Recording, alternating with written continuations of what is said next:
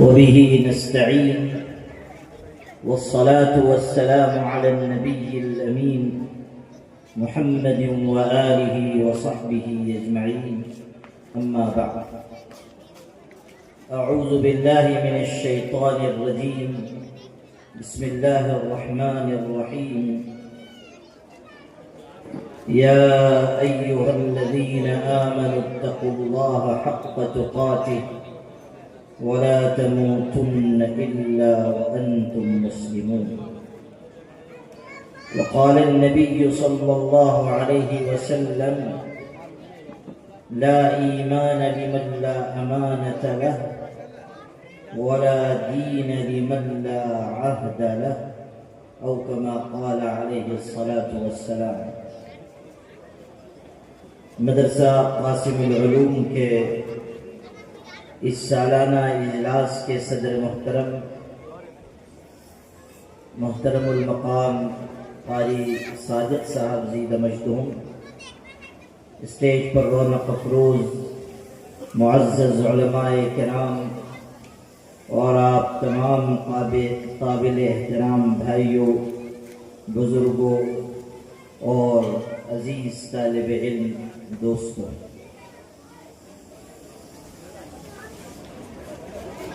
ہم سب کے لیے یہ خوشی کا موقع ہے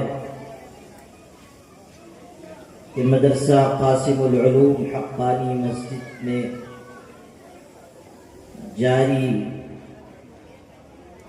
اس بافیض ادارے کے اس سالانہ جلسہ دستار بندی میں ہم لوگ شریک ہیں. عصر کی نماز کے بعد ختم بخاری شریف کی تقریب ہوئی اور 8 خوش نصیب طلباء نے بخاری شریف کی آخری حدیث کا درس لے کر اپنی رسمی طالب علمی سے فراغت حاصل کی. اور ابھی آپ نے دیکھا کہ یہاں ان طلباء کی دستار بندی کی گئی اور انہیں سند سے بھی انشاءاللہ نوازا جائے گا. مدارس اسلامیہ در حقیقت وہ ادارے ہیں جہاں اللہ کے دین کے سپاہی اور علم دین کے امین افراد تیار کیے جاتے ہیں. مدارس دوسرے اور اداروں کی طرح نہیں ہے. اللہ تعالیٰ نے مدارس اسلامیہ کو خدمت دین متین کا مرکز بنایا. اور اس حقیقت کو نہ بھولیے کہ اس کائنات میں مدرسے کی بنیاد کسی اور نے نہیں، ہمارے آقا حضرت محمد مصطفیٰ صلی اللہ علیہ وسلم نے رکھی. مسجد نبوی میں ایک چبوترا حضور نے قائم فرمایا جو دین کی تعلیم کے لیے تھا. وہاں درس دینے والے ہمارے آقا حضرت محمد صلی اللہ علیہ وسلم تھے. جو فریضہ آپ کے سپرد کیا گیا تھا کتاب اللہ کی تعلیم کا اور حکمت اور دانائی کی تعلیم کا، آپ نے اس فرض کو اس چبوترے پر بیٹھ کر انجام دیا. قرآن مجید میں اللہ کا ارشاد ہے: هو الذي بعث في الأميين رسولا منهم يتلو عليهم آياته ويزكيهم ويعلمهم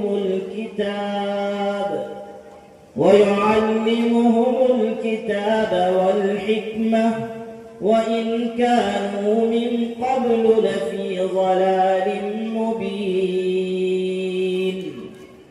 پیغمبر کو دنیا میں بھیجا گیا تو اس لیے بھیجا گیا کہ آپ دنیا میں تشریف لائیں اور اللہ کی کتاب پڑھ کر دنیا کے انسانوں کو سنائیں، قرآن پاک کی زبردست آیتوں کی تعلیم دیں، کائنات کو بتائیں کہ پاک پروردگار اپنے بندوں اور بندیوں سے کیا چاہتا ہے۔ قرآن پاک کی آیتوں کے ذریعے دنیا کے انسانوں کو توحید کا، رسالت کا، آخرت کا درس دیں۔ قرآن پاک کی آیتوں کے ذریعے لوگوں کو بتائیں کہ انہیں کس راستے پر چلنا ہے اور کن راہوں سے بچنا ہے۔ آپ کو بھیجا گیا تاکہ آپ آیات بینات کی تلاوت فرمائیں اور پھر تعلیم فرمائیں۔ اسی کا بیان اس آیت میں کیا گیا، هو الذي بعث في الأميين رسولا منهم يتلو عليهم آياته۔ اللہ کے پاک قرآن کی آیتوں کو پڑھ کر سنائیں اور ان آیات کے ذریعے ساری دنیا کے انسانوں کو نصیحت اور ہدایت کا درس دیں۔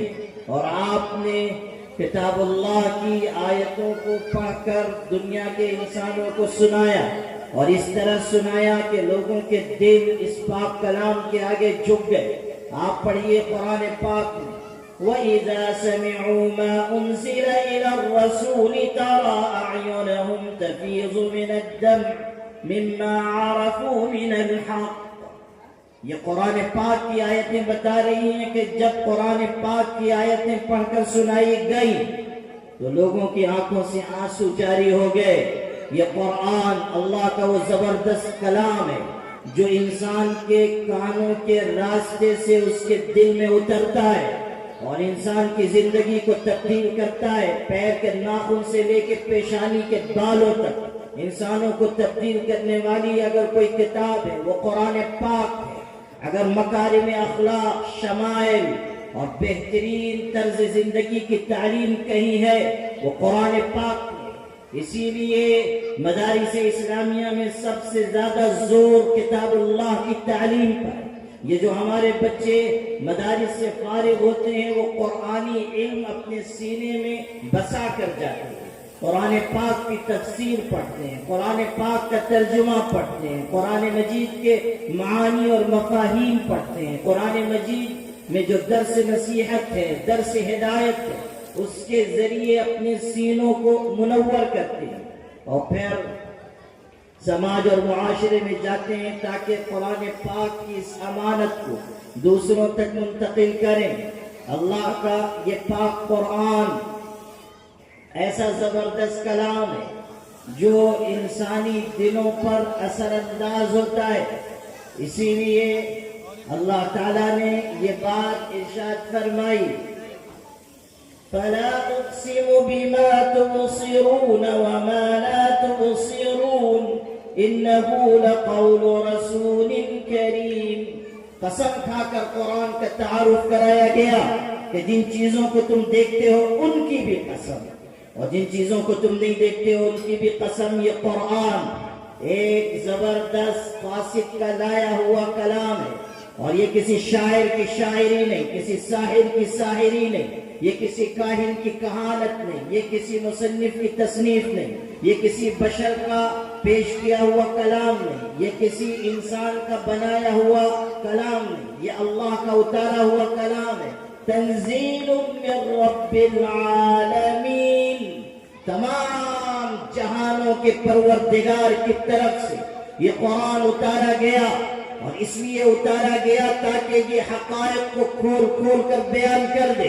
قرآن اس لیے آیا تاکہ شرک کی نجاست ساری دنیا کے انسانوں کے سامنے واضح کر دی جائے اور بتا دیا جائے کہ ساری کائنات کو چلانے والا، بنانے والا اور سارے انتظام کائنات کو اپنے دست قدرت میں رکھنے والا تنہا اللہ ہے۔ طاقت و قوت و قدرت کا مالک اللہ ہے، تمام اختیار و اقتدار کا مالک اللہ ہے، عزت و ذلت کے پیمانے اس کے قبضے قدرت میں۔ ساری کائنات سوتی ہے مگر وہ جاگتا رہتا ہے، ساری دنیا پر زوال ہے مگر اس کی ذات لازوال ہے، ساری دنیا کے انسان اور جاندار فانی ہے اور اللہ باقی ہے۔ اللہ کی طاقت، قدرت، اس کے اختیارات کی وسعت یہ قرآن بیان کرتا ہے اور دعوت دیتا ہے وإلهكم إله واحد لا إله إلا هو الرحمن الرحيم.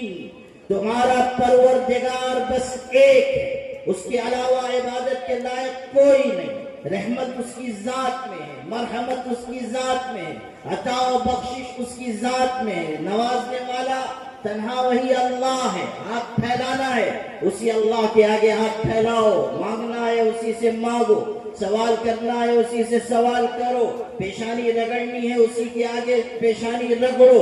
ساری کائنات کے معبودان باطل کا انکار کرو اور ایک اللہ کا اقرار کرو. آؤ اور اللہ کی توحید کو تسلیم کرو. ارشاد ہوا یا ایھا الناس اعبدوا ربکم الذی خلقکم والذین من قبلکم لعلکم تتقون. اے دنیا کے انسانوں، اپنے اس پروردگار کی عبادت کرو جس نے تم کو پیدا کیا اور تم سے پہلے کے انسانوں کو بھی اسی نے پیدا کیا. پیدا کرنے والی ذات اللہ کی ہے، خالق اور مالک اللہ ہے، جان ڈالنے والا اللہ ہے، انسانوں کو زندگی بخشنے والا اللہ ہے، اور زندگی کے بعد موت دینے والا اللہ ہے، اور موت کے بعد دوبارہ جلانے والا اور زندہ کرنے والا بھی اللہ ہے. اللہ تعالیٰ نے موت و حیات، عزت و ذلت سب اپنے پاس رکھی ہے. تبارک الذی بیدہ الملک وهو على كل شيء قدير الذي خلق الموت والحياة ليبلوكم أيكم أحسن عملا وهو العزيز الغفور. بابرکت ہے وہ اللہ جس کے قبضہ قدرت میں تمام بادشاہت ہے، ملکیت بھی اس کی ہے، بادشاہت بھی اس کی ہے، مالک بھی وہی ہے، ملک بھی وہی ہے، اور موت اور زندگی کا خالق وہی ہے. لیبلوکم ایکم احسن عملا. اور زندگی اور موت کا یہ نظام اس لیے نہیں ہے کہ یہ کوئی کھیل تماشا ہے، کوئی افسانہ ہے، کوئی کہانی ہے، کوئی قصہ ہے. کائنات یوں ہی نہیں پیدا کی گئی. ارشاد ہو رہا ہے لیبلوکم ایکم احسن عملا. جانچ کی جا رہی ہے، امتحان لیا جا رہا ہے، آزمائش ہو رہی ہے کہ کس راستے پر تم چلتے ہو. دنیا کا ہر انسان امتحان کے مرحلے سے گزر رہا ہے. اللہ نے دنیا میں بھیجا تو ایک مہلت دے کر بھیجا، فرصت عمر دے کر بھیجا. اللہ تعالیٰ نے دنیا میں بھیجا ہے تو جانچنے کے لیے، امتحان کے مرحلے سے گزارنے کے لیے.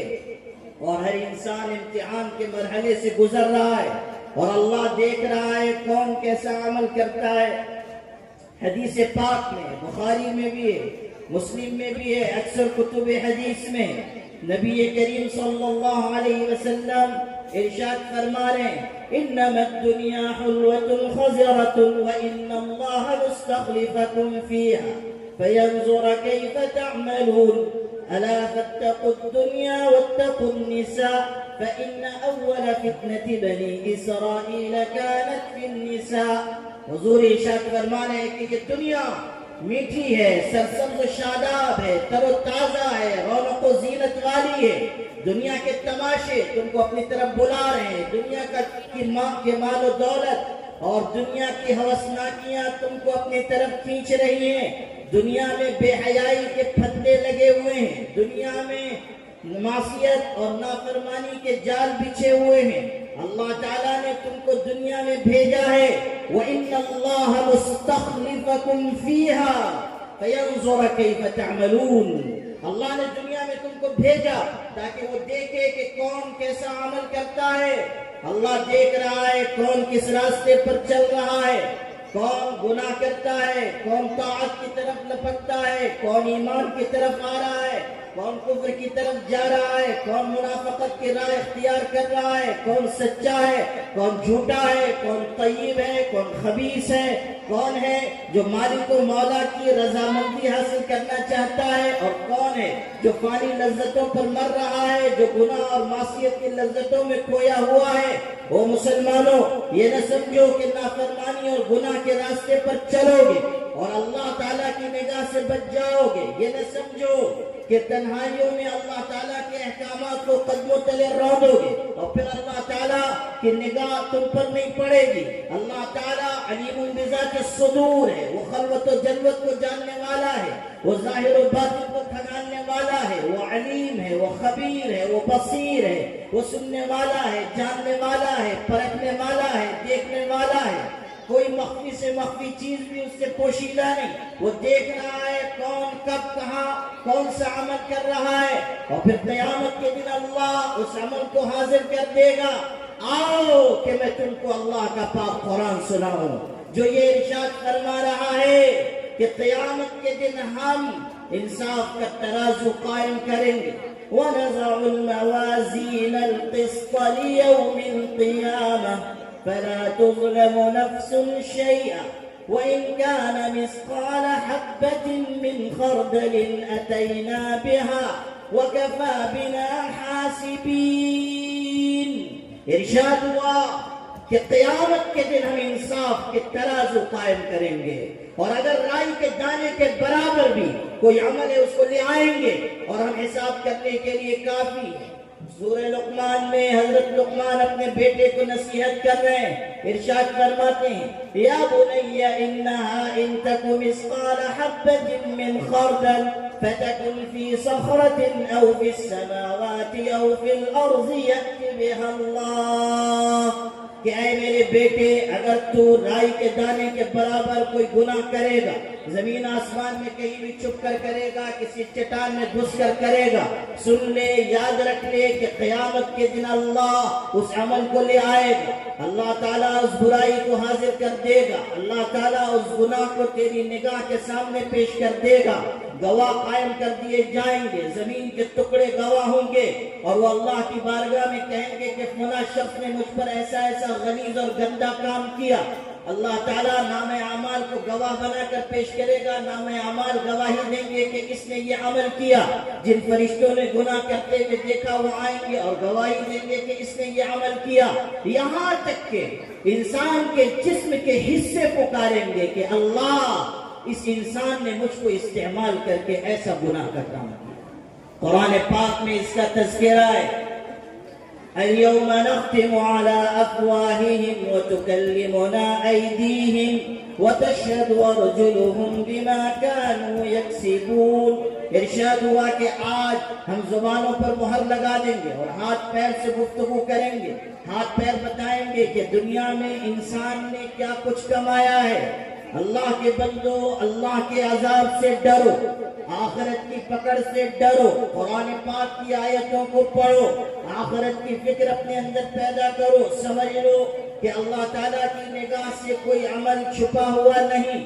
آج کتنے ہمارے نوجوان ہیں جو تنہائیوں میں گناہ کر رہے ہیں اور یہ سمجھتے ہیں کہ کوئی دیکھنے والا نہیں، حالانکہ اللہ دیکھ رہا ہے، اور خلوتوں کے ان گناہوں کی وجہ سے قیامت کے دن ان کو جہنم کی آگ میں ڈالا جائے گا۔ حضور نبی کریم صلی اللہ علیہ وسلم نے فرمایا میں اپنی امت کے ان افراد کو اچھی طرح جانتا ہوں، پہچانتا ہوں جو قیامت کے دن تہامہ پہاڑیوں کے برابر نیکیاں لے کر آئیں گے، لیکن ان کو منہ کے بل جہنم کی آگ میں ڈالا جائے گا۔ صحابہ نے کہا اللہ کے رسول تہامہ پہاڑیوں کے برابر نیکیاں لے کر آنے والے کیوں کر جہنم میں ڈالے جائیں گے؟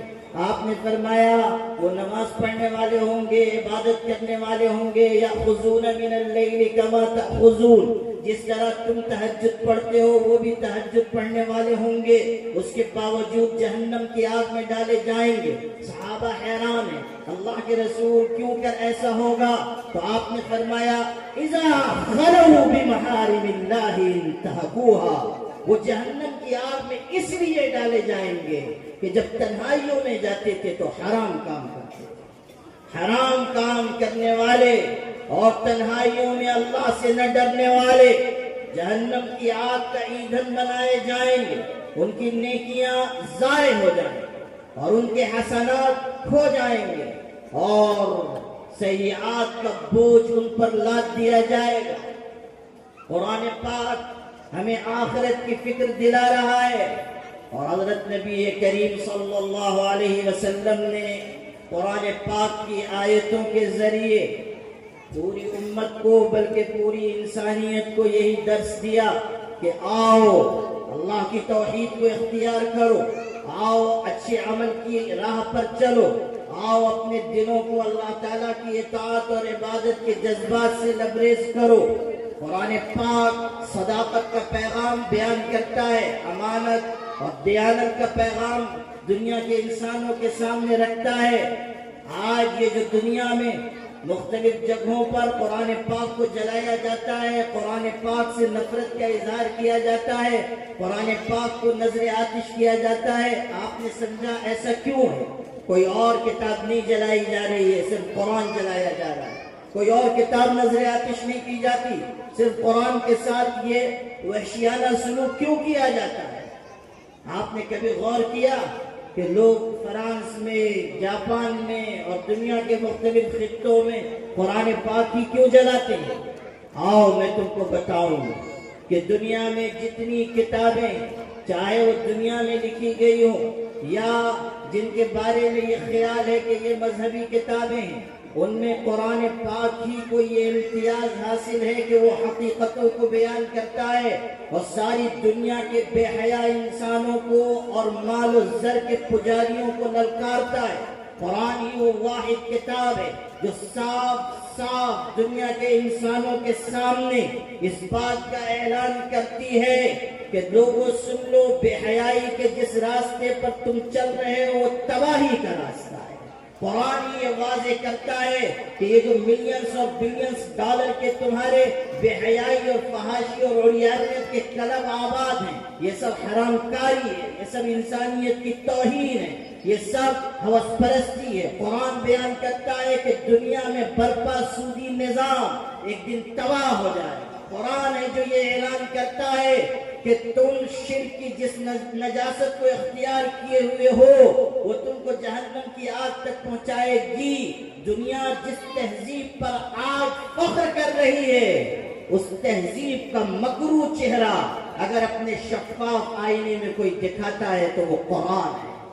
اسی لیے قرآن پاک کی مخالفت، اسی لیے قرآن پاک کو نظر آتش کیا جاتا ہے، اور ہمارے مدارس کا یہ امتیاز ہے کہ وہ قرآن پاک کی تعلیم کو عام کرتے ہیں اور قرآن پاک کے ذریعے ملنے والے درس کو پھیلاتے ہیں۔ حضور صلی اللہ علیہ وسلم کے لیے بھی یہی فرض منصبی بیان ہوا تھا کہ آپ اللہ کی کتاب کی تعلیم دیں اور آپ اللہ تعالیٰ کی پاک کتاب کی آیتیں پڑھ کر سنائیں۔ اسی کے ذریعے ایمان مضبوط ہوگا، اسی کے ذریعے یقین میں استحکام آئے گا، اسی کے ذریعے انسانوں کے اندر خشیت آئے گی، اسی کے ذریعے انسانوں کے اندر امانت آئے گی، اسی تعلیم کے ذریعے انسان بنیں گے، ورنہ حیوان بن جائیں گے، درندے بن جائیں گے۔ کیا آپ نہیں دیکھ رہے ہیں اس ملک میں کہ کتنے لوگ ہیں جو بظاہر انسان نظر آ رہے ہیں لیکن ان کے اندر ایسی نفرت بھر گئی ہے کہ وہ جنگل کے جانوروں اور درندوں سے بھی زیادہ خونخوار ہو چکے ہیں۔ یہ اس لیے کہ قرآن پاک کی مبارک اور مقدس تعلیم سے وہ محروم ہیں۔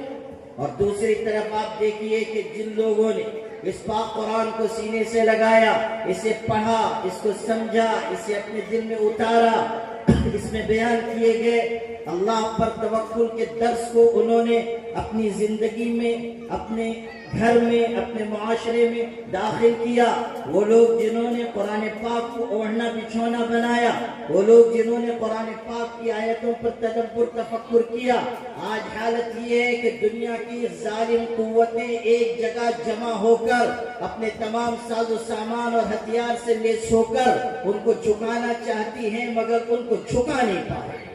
یہ قرآن پاک کی تعلیمات پر عمل کی برکت ہے۔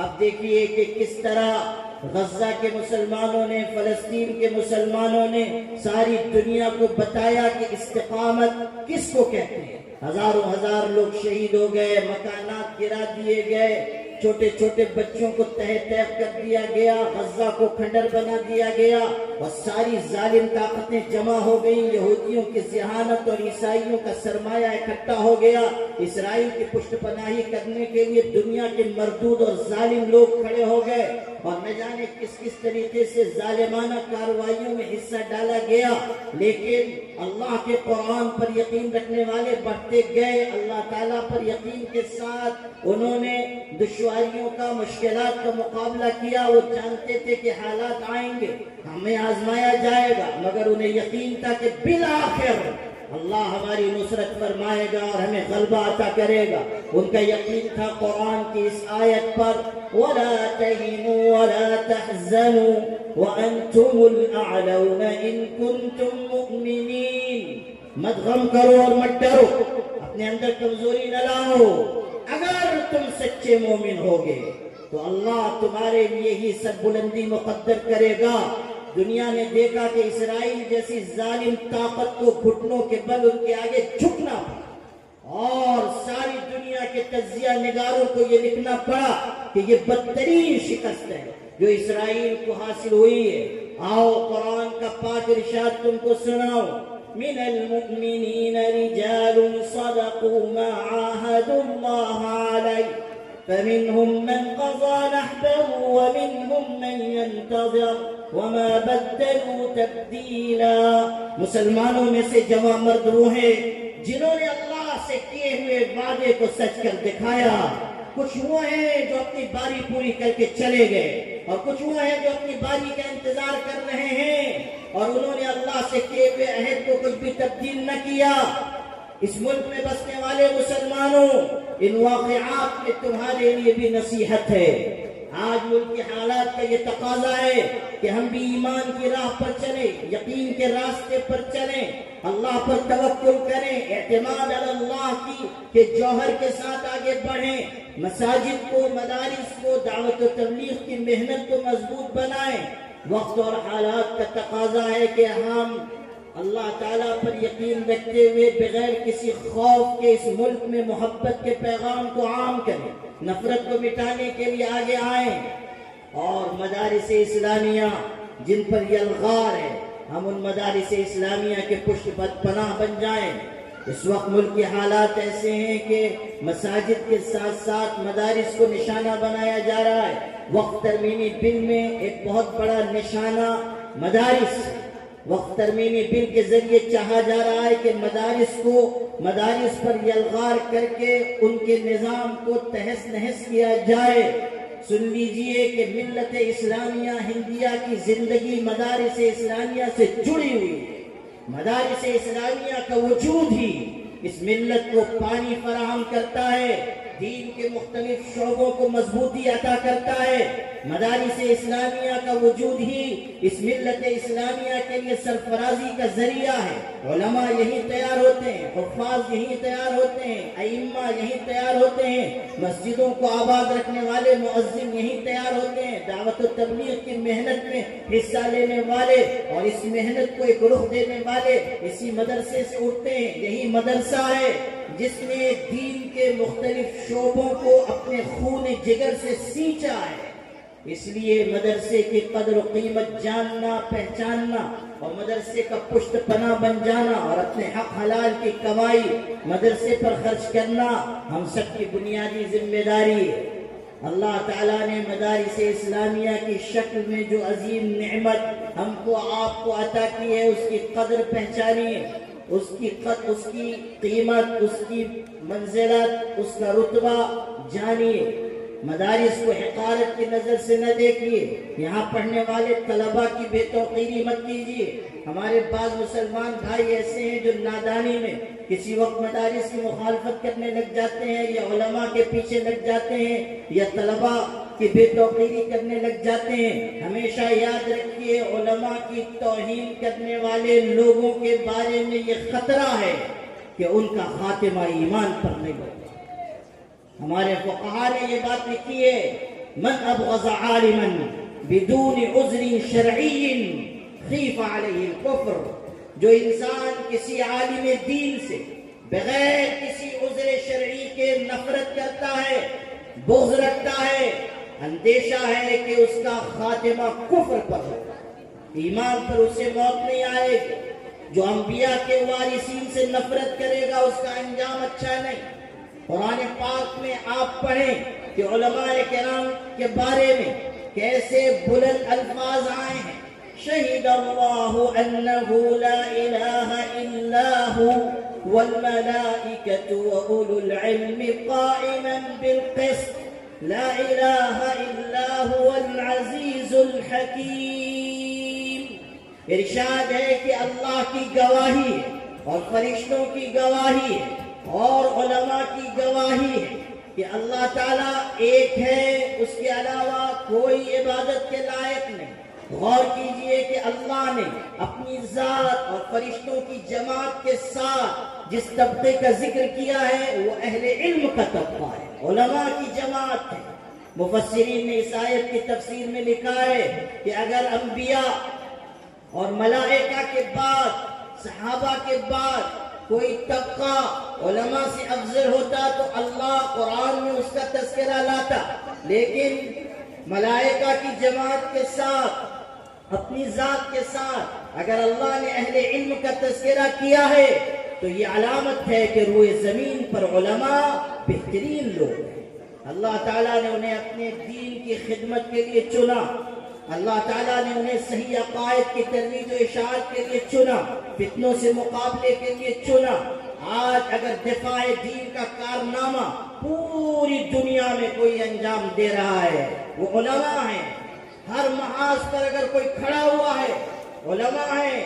اگر قادیانیت، شکیلیت، بہائیت، گوہر شاہیت، غامدیت اور محمد علی مرزا کے فتنے کا مقابلہ کوئی جماعت کر رہی ہے وہ علماء ہیں۔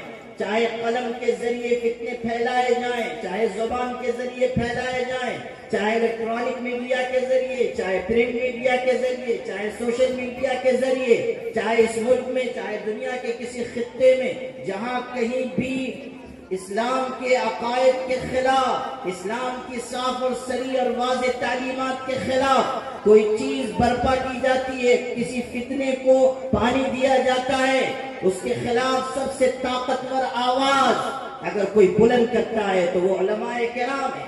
دین میں تحریف کے خلاف اگر کوئی آواز لگاتا ہے تو وہ علماء ہیں۔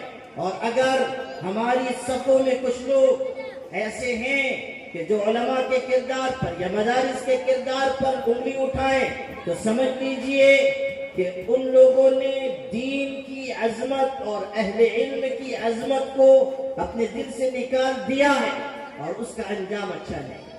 اس لیے یاد رکھیے مدارس اسلامیہ کو ہمیں قدر منزلت کی نگاہ سے دیکھنا ہے، طالب علموں سے محبت کرنی ہے، علماء کی خدمت کرنی ہے۔ آؤ کہ میں تم کو اللہ کے پاک رسول کا ارشاد سناؤں۔ حضور فرما رہے ہیں کن عالما او متعلما او محبا او مستمعا ولا تكن الخامس فتهلك۔ یا تو عالم بن جاؤ یا طالب علم بن جاؤ یا اہل علم سے محبت رکھنے والے بن جاؤ یا اہل علم کی باتوں کو سننے والے بن جاؤ۔ چار طبقے ہیں، عالم، متعلم، محبت کرنے والا یا اہل علم کی باتوں کو سننے والا۔ یہ چار جماعتیں حضور نے بیان فرمائی، کن عالما او متعلما او محبا او مستمعا۔ ان چار جماعتوں میں سے کسی ایک جماعت میں شامل ہو جاؤ۔ ولا تكن الخامس فتهلك، پانچویں جماعت میں شامل نہ ہونا ورنہ ہلاک ہو جاؤ، تباہ و برباد ہو جاؤ گے۔ اگر مخالفت کی راہ پر جاؤ گے، علماء سے خدورت رکھو گے، مدارس اسلامیہ سے دوری اختیار کرو گے، تمہارا انجام اچھا نہیں ہوگا۔ یہ بیان کرنے والے ہمارے آقا حضرت محمد مصطفیٰ صلی اللہ علیہ وسلم ہیں۔ اس لیے میرے بھائیو، آپ مدرسہ قاسم العلوم حقانی مسجد کے ذمہ داران، یہاں کے معاونین، مخلصین کو مبارکباد دیں، ان کے ہاتھوں کو مضبوط کریں، یہاں پڑھانے والے علماء کی خدمت کو اپنا فرض سمجھیں، یہاں دعوت و تبلیغ کی محنت کرنے والے وہ بھائی جو اس مدرسے کو اپنے خون جگر سے سینچ رہے ہیں، آپ ان کو اپنا محسن سمجھیں، اس لیے کہ یہ مدرسہ جو مختلف شعبوں کے ساتھ چل رہا ہے، شعبہ مکاتب بھی، اسکول بھی، شعبہ عالمیت بھی، اور مختلف خیر کے اور دین کے کام یہاں ہو رہے ہیں، یہ ادارہ آپ کے لیے ایک عظیم سرمایہ ہے۔ یہ ادارہ آپ کی محبتوں کا مرکز بنے، آپ کی حق حلال کی کمائی یہاں صرف ہو۔ قرآن پاک میں اللہ تعالیٰ ارشاد فرما رہا ہے وَأَنفِقُوا مِمَّا رَزَقْنَاكُم مِّن قَبْلِ أَن يَأْتِيَ أَحَدَكُمُ الْمَوْتُ فَيَقُولَ رَبِّ لَوْلَا أَخَّرْتَنِي إِلَىٰ أَجَلٍ قَرِيبٍ فَأَصَّدَّقَ وَأَكُن مِّنَ الصَّالِحِينَ وَلَن يُؤَخِّرَ اللَّهُ نَفْسًا إِذَا جَاءَ أَجَلُهَا وَاللَّهُ خَبِيرٌ بِمَا تَعْمَلُونَ۔ سورہ منافقون کی آخری آیتوں میں اللہ ارشاد فرما رہا ہے کہ اپنے مال میں سے اللہ کی راہ میں خرچ کرو اس سے پہلے کہ تم میں سے کسی پر موت کا وقت آئے اور اس وقت وہ کہنے لگے اللہ تھوڑی سی مہلت دے دے تاکہ میں مال خرچ کروں، نیک انسان بن جاؤں۔ ارشاد ہوا لن یؤخر اللہ نفسا اذا جاء اجلها، اللہ موت کا وقت آنے کے بعد کسی بھی انسان کو مہلت نہیں دیتا۔ اگر ملک الموت آ گیا تو پھر اسے دنیا کی کوئی طاقت واپس نہیں لوٹا سکتی۔ عالم کو اس کا علم، حکیم کو اس کی حکمت، طبیب کو اس کی طبابت، بادشاہ کو اس کی بادشاہت، وزیر کو اس کی وزارت، امیر کو اس کی عمارت موت کے شکنجے سے بچا نہیں سکتی۔ قرآن میں اعلان ہے اینما تکونوا یدرککم الموت ولو کنتم فی بروج مشیدہ، اگر اونچے اونچے برجوں میں بھی جا کر چھپ جاؤ گے، کسی قلعے میں بھی جا کر روپوش ہو جاؤ گے، کسی غار میں جا کر اپنے آپ کو بچانا چاہو گے، اگر تم زمین کی تہوں اور تاریکیوں میں اتر جاؤ گے یا دریاؤں اور سمندروں کے پانیوں کے بیچ چلے جاؤ گے، تب بھی موت اپنے شکار کو تلاش کر لے گی۔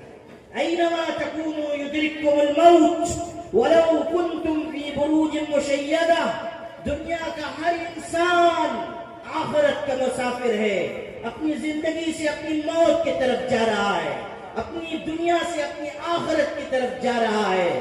دنیا کی یہ وہ یقینی چیز ہے کہ جس کا ماننے والا مومن بھی ہے اور کافر بھی ہے، صالح بھی ہے اور طالح بھی ہے، نیک بھی ہے اور بد بھی ہے، اچھا بھی ہے اور برا بھی ہے، عالم بھی ہے اور جاہل بھی ہے۔ دنیا کا کوئی انسان اس ازلی اور ابدی صداقت کا انکار نہیں کر سکتا۔ تو او انسانوں، جب موت آنے والی ہے تو موت کے بعد کی زندگی کی ابھی سے تیاری کرو اور اللہ کی راہ میں اپنا مال خرچ کرو تاکہ وہ تمہارے لیے توشے آخرت بنے۔ وَمَا تُقَدِّمُوا لِأَنفُسِكُم مِّنْ خَيْرٍ تَجِدُوهُ عِندَ اللَّهِ هُوَ خَيْرًا وَأَعْظَمَ أَجْرًا وَاسْتَغْفِرُوا اللَّهَ إِنَّ اللَّهَ غَفُورٌ رَحِيمٌ۔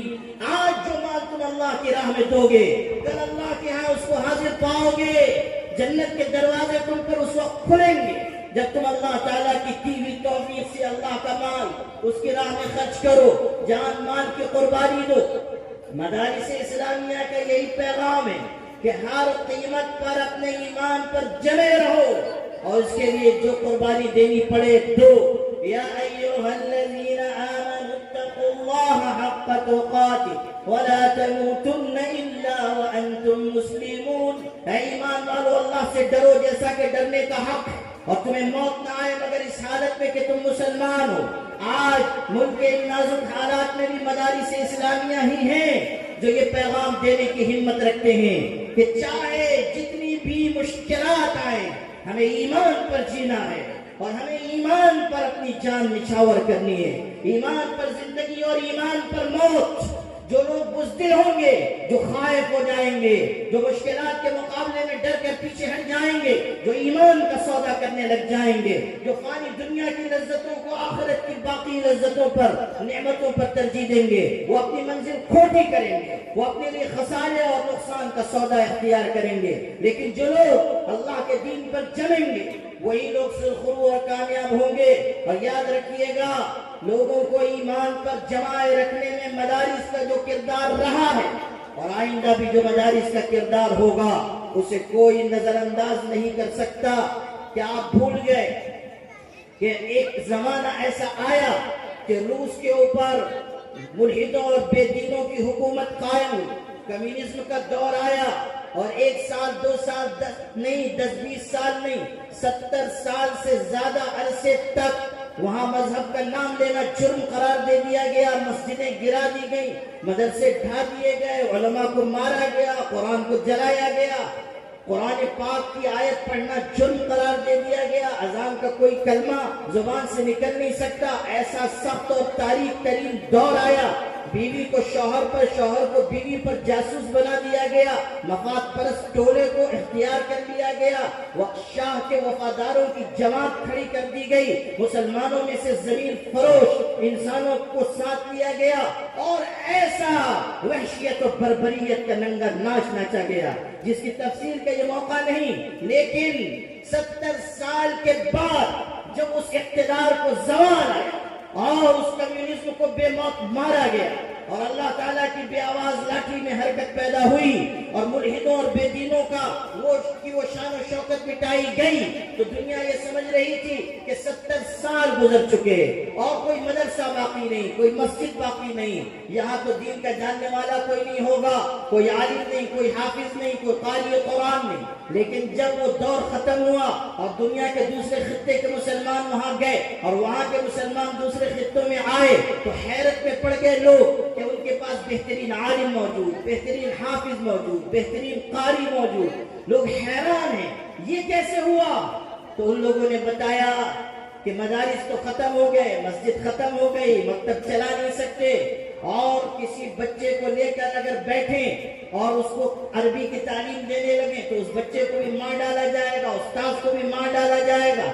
لیکن وہاں کے مدرسے کے پڑھے ہوئے علماء نے اس کا بیڑا اٹھایا کہ ہمیں اپنا علم اگلی نسلوں میں منتقل کرنا ہے، چنانچہ انہوں نے یہ تدبیر کی کہ رات کی تاریکی میں فرضی جنازہ مناتے تھے، فرضی جنازے میں کوئی مردہ نہیں ہے، اور قبرستان گئے اور قبر میں چھوٹے بچوں کو اتار دیا اور حافظ قرآن کو بھی اتار دیا اور اس کے اوپر پٹرے لگا دیے، اور اندر موم بتی جلا کر وہ حافظ قرآن ان بچوں کو تعلیم دے رہا ہے، کوئی عالم ہے جو قبر کے اندر درس دے رہا ہے، بچوں کو پڑھا رہا ہے۔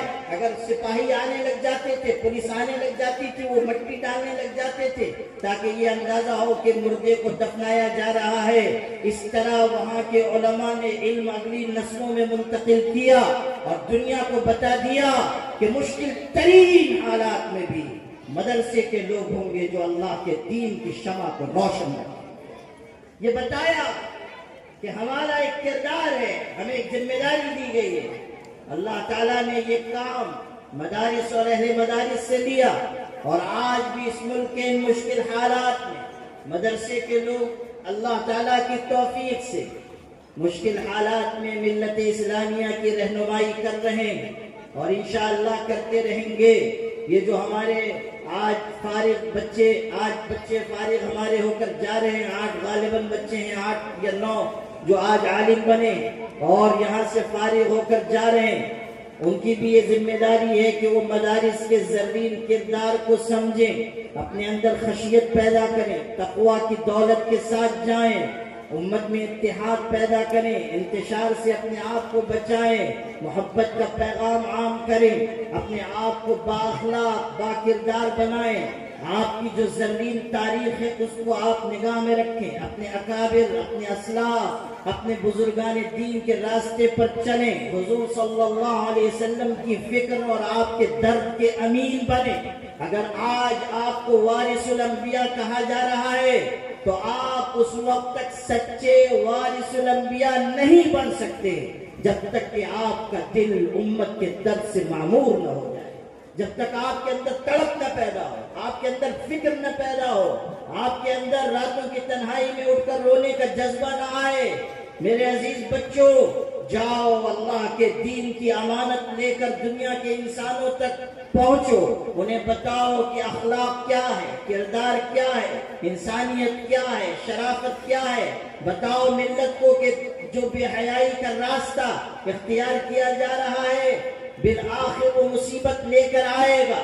بچیوں اور لڑکیوں میں جو ارتداد کی لہر چل پڑی ہے اس کے مقابلے کے لیے کمر بستہ ہو جاؤ.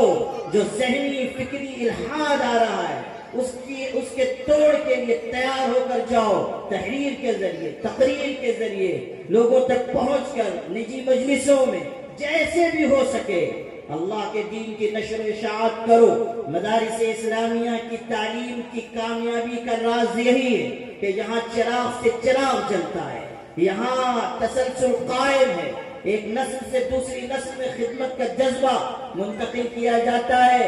اس لیے عزیزو، اللہ کے دین کی مشعل ہاتھ میں تھام کر آگے بڑھو اور اللہ کے دین کی روشنی دنیا کے انسانوں تک پہنچاؤ. انسانیت سے سکتی انسانیت کو اس کے زخم کا مرہم، اس کے درد کی دوا فراہم کرو اور دنیا کے انسانوں کو بتاؤ کہ ہم ہیں محبت کو عام کرنے والے، نفرت کو مٹانے والے، ہم ہیں اس ملک کو جوڑ کر رکھنے والے، ہم ہیں اس ملک کو صحیح سمت عطا کرنے والے.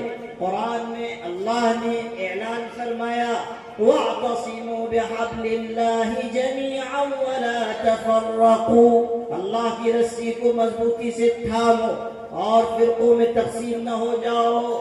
آپ کی دعوت اتحاد کی دعوت اور آپ مکارم اخلاق کے ساتھ لوگوں کے دلوں کو فتح کریں. وہ ادائے دل بری ہو کہ نوائے عاشقانہ، جو دلوں کو فتح کر لے وہی فاتح زمانہ. میں اس مدرسے کے اساتذہ کو، یہاں کے معلمین کو، یہاں کے منتظمین کو، جناب مولانا سعد قاسمی صاحب محتمیم مدرسہ اور ان کے تمام رفقا کو اور عزیز فارغ ہونے والے طلباء کو مبارکباد پیش کرتا ہوں اور دعا کرتا ہوں کہ اللہ تعالیٰ اس ادارے کو مزید بافیض بنائے اور اللہ تعالیٰ اس کی قدر و قیمت پہچاننے کی اور اس کی خدمت کرنے کی اس پورے علاقے کے لوگوں کو توفیق مرحمت فرمائے. وآخر دعوانا ان الحمد للہ رب العالمین.